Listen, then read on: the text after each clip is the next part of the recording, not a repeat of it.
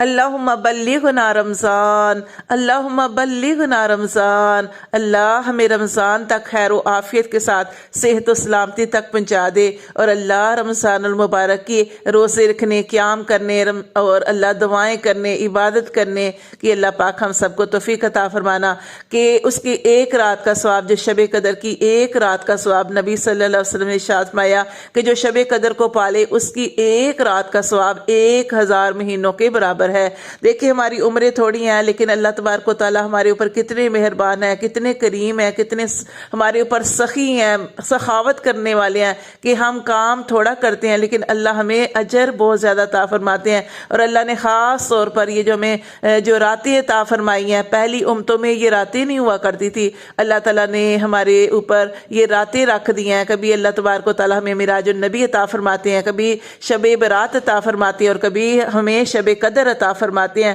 یہ ہمارے رب کی بڑی مہربانی ہے۔ نبی صلی اللہ علیہ وآلہ وسلم نے ارشاد فرمایا، ایک شخص ہے جو صبح سے لے کر ظہر تک مزدوری کرتا ہے، اس کو ایک قرات ثواب ملتا ہے، ایک قرات یعنی احد پہاڑ کے برابر۔ اور دوسرا شخص ہے وہ ظہر سے عصر تک مزدوری کرتا ہے، اس کو بھی ایک قرات ملتا ہے۔ اور تیسرا شخص ہے کہ وہ عصر سے مغرب تک مزدوری کرتا ہے، یعنی اس کا ٹائم بھی تھوڑا ہے۔ اور آپ دیکھیں عصر اور مغرب کے درمیان کتنا تھوڑا ٹائم ہوتا ہے۔ آپ نے فرمایا تیسرا شخص ہے عصر سے مغرب تک مزدوری کرتا ہے، لیکن اس کو 2 قرات ملتے ہیں،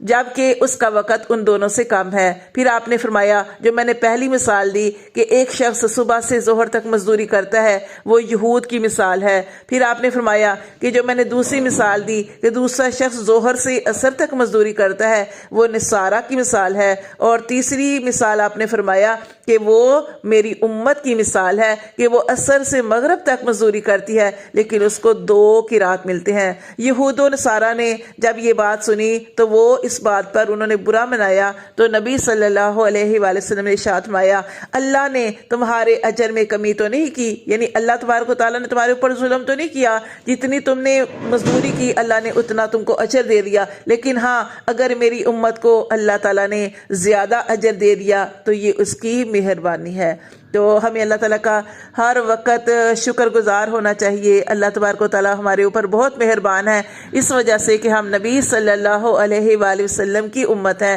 اس وجہ سے کہ اللہ تبارک و تعالیٰ اپنے محبوب سے بڑا پیار کرتے ہیں اور محبوب کی امت سے بھی بڑا پیار کرتے ہیں، اس لیے اللہ تبارک و تعالیٰ نے یہ ہمیں خاص خاص راتیں جو ہے یہ عطا فرما دی۔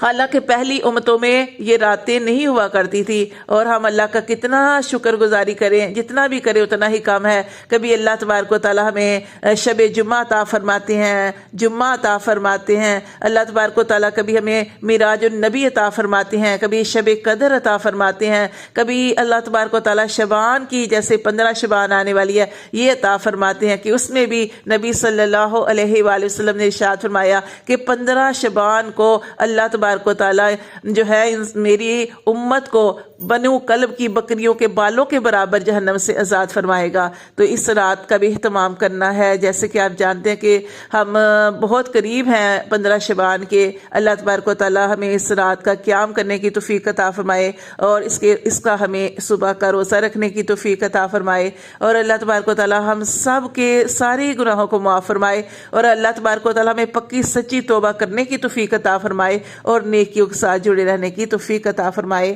آمین۔